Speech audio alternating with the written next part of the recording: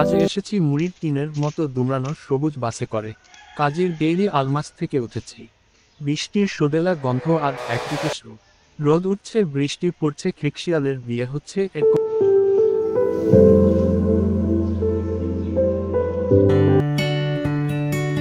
বাসে ওঠার পরেই পিতলের থালায় চকমকানো রোদটা আমার গালে আর বগলে থাকা ছবি আঁকার 2x3 বোর্ড পড়তেই মনটা ভারী হালকা হয়ে গেল। বাইরে গাছের পাতায় রোদের চিলিক, বৃষ্টির দোদ্দুলমান টপ টপানো ফোঁটা আমার জলরঙের ছবি আঁকারই যেন প্রেরণা দিচ্ছে। আমার টুকটুকানিটা একটু কমে আসতেই মনে মনে ছক কেটে নিলাম এভাবে। প্রথমে কম্পোজিশনটা করে ফেলবো বাফালো 2B দিয়ে। একটা মাটির ঘর, ও ঘরের পিছন দিকটা একটু জংলা মতন নানা ধরনের গাছপালা থাকবে। ঘরের সামনে বিশাল দুইটা নিচে গাছ। সেই মাটির দাওয়ায় বসে থাকবে এক বুড়ি, তার হাতে ধরা থাকবে মোটা কাঁচির দড়ি। কিছুক্ষণ পরপর বুড়ি রশি ধরে টান মারবে।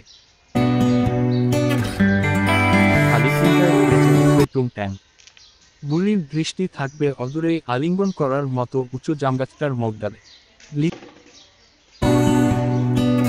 ঝাপটিয়ে উড়ে উড়ে চলে যাবে ধীরে। মাটির ঘরটার উঠান পেরিয়েই থাকবে একটা শান বাঁধানো ঘাটের সবুজ রঙের পুকুর। দেবে চঞ্চলা এক কিশোরী, আর বারবার এদিক সেদিকে তাকিয়ে জানার চেষ্টা করবে তাকে কেউ দেখছে কিনা। পানির উপরে মরা মাছের মতো ভেসে উঠব কিশোরীর নিটল শরীর। সে বারবার মৎস্যকন্যার মতো ডুব দেবে, আবার ভেসে উঠবে। শূন্যে উঠে পানির উপরে ভাসবে তার এক হাত ওড়না। ফর্সা কোমল সেই হাতটাকে তার থেকে ধরবে ছোট ছোট তেলাপিয়া পুঁটি খৈল। আর সে খিলখিলিয়ে হাসবে। হাসির শব্দ শুনে ঘর থেকে বেরিয়ে আসবে স্যান্ডো গেঞ্জি পরা এক যুবক। তার চোখে লেগে থাকবে প্রণয়ের মোহ। ঘট ঘট খটাম করে 2 নম্বর বাসের ঝাঁকুনি আর দোলা খেতে খেতে চললাম কালুরঘাট মোহরা। বাতাসের মৃদু শিরশিরানি আর কন্ডাক্টরের ডাকে নেমে পড়লাম মৌলভীবাজার মোহরা। আর তখনই টিপ টিপ করে পানির ফোঁটা পড়া শুরু করে দিল।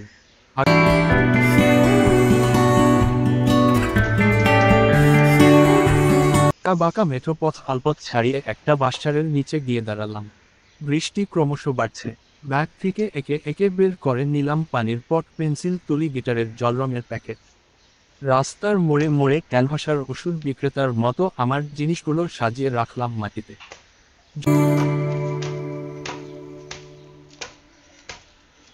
যদিও পানির ফোঁটার ঝাপটা আমার গায়ে এসে পড়ছে আর আমার সবই প্রায় ভিজে গিয়েছে। এই স্থানটা তুলনামূলকভাবে শুকনা। বাসচারের বাইরে একটু মুষলধারে বৃষ্টি পড়ছে।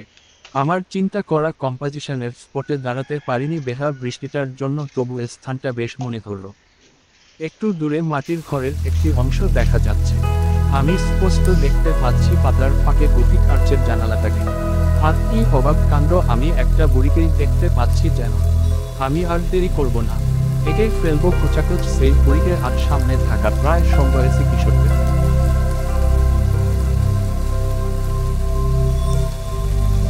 একবার দেখা যায়, আবার না। বুড়ি সম্ভবত রান্নাঘর আলমারির ঘরের মাঝখানের দাওয়ায় বসা। ওটা রান্নাঘরই হবে। পাশে শুকনা লাকড়ির স্টাক্স, তার উপর ছনের ছাউনি। জালার লোহার শিকে মাথা গলিয়ে এক কিশোরীর মুখ দেখা গেল। আরে এ আমার মনে ভাবা পুকুরের সন্তর্ণরত কিশোরীটি। সে যেন কাউকে ডাকছে।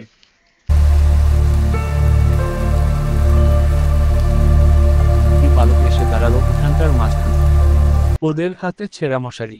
বড় মতন বালকটা ছোটটাকে কি যেন বলতে ছো মেরে মশারিটা কেড়ে নেয় ছোটটি। বুড়ি বলছে, ও শকিনা চাইয়া তোর বদলে কান্দ। আমার ড্রয়িং দাগানো হয়ে গেছে, এখন ফার্স্ট ওয়াশ চাপাবো ভেবে নিলাম। দুয়াশেই ছবিটা সেরে ফেলবো। আর এর ছবিটা হবে আমার জীবনের সেরা জলরঙের ছবি। মূলত এক ওয়াশেরই কাজ হবে। সেকেন্ড পর্যায়ে অয়েলের 3 নম্বর তুলি দিয়ে কালো কালো রঙের আউটলাইন থাকবে। 3 ওয়াশে করতে গেলে জলরঙের প্রেসনেসটাকে ধরতে পারবো না হয়তো। কাগজটা ভিজে গিয়েছে আগেই, আমাকে আবার নতুন করে পানি দিতে হবে না। এখন শুধু কালার প্লেটে রং ঢালবো গিটারের টিউব চেপে। আমার কালার প্লেটের হোলগুলোয় ভরে যাবে একে একে ভার্মিলন রেড, ক্রুশিয়াল ব্লু, ইয়েলো, অকাল ও আরো কালারে। উপর থেকে রং চাপিয়ে চাপিয়ে আসছি সন্তর্পণে হঠাৎ সামনে তাকিয়ে দেখি বালক দুটো নেই। এরকম জীবন্ত মডেল দুটো হাতছাড়া হয়ে যাওয়াতে মনটা অস্থির হলো বটে।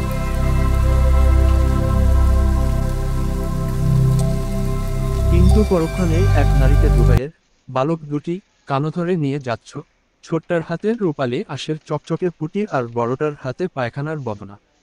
বদনা থেকে ছিটকে বেরিয়ে যেতে চাইছে সদ্য ধরা কই শিং মাগুর।